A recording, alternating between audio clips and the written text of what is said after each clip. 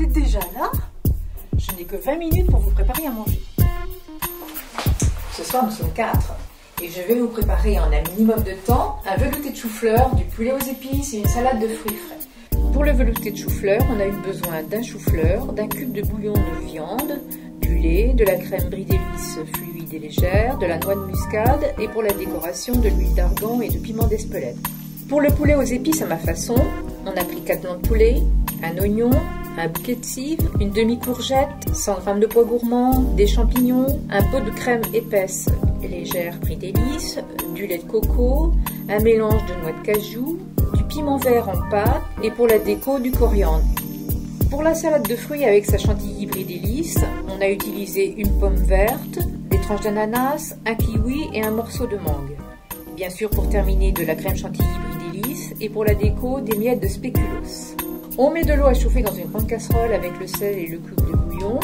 On prend les fleurs du chou, on les met à cuire. On force le feu pour que ça arrive à ébullition. Maintenant que ça bout, on va programmer 8 minutes et c'est cuit. Pendant ce temps, on met une poêle à chauffer avec un peu d'huile et de beurre. Et le temps que ça chauffe, on détaille le poulet en lanières, on épluche et on émince l'oignon. Dès que c'est chaud, on fait revenir la viande, puis les oignons, et ainsi de suite avec les cives en tronçons, la demi-courgette en dés, les champignons en lamelles et les pois gourmands taillés.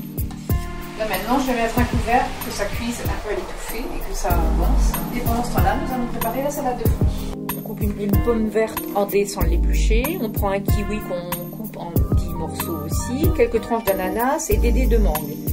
On arrose tout ça de jus d'orange. Donc maintenant, on va mettre ça au frais et on va pouvoir s'occuper du velouté de chou-fleur. Voilà, notre chou-fleur est égouttée. Je vais remettre sur le feu en mettant une température très très douce. On le passe au mixeur avec le lait et la crème jusqu'à consistance désirée. Puis on ajoute la noix de muscade. On rectifie l'assaisonnement. Parfait. Et on sert dans des bols. Au dernier moment, on met un petit jet d'huile d'argan et un peu de piment d'Espelette pour donner de la couleur. Le jus a bien réduit. Maintenant, j'ajoute du lait de coco, la crème Brie délices et le piment vert en pâte. On ajoute quelques petites noix de cajou. On sale, on poivre. Et juste en fin de cuisson, on ajoutera de la coriandre.